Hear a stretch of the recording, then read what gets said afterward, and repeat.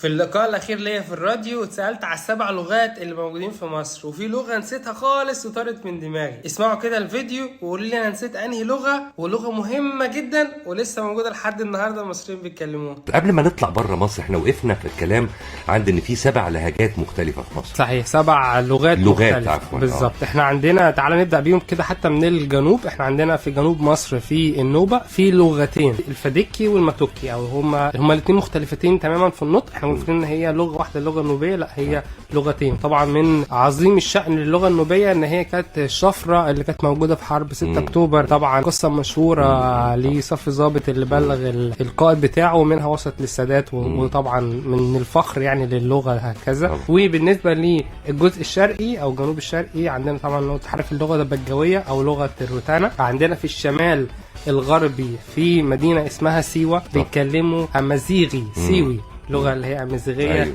سيويه. طبعا في عندنا جوه اللي هي اللغه العربيه ارمن الموجودين بيتكلموا اللغه الارمنيه، والجاليه اليونانيه اللي لسه متبقيه في الاسكندريه.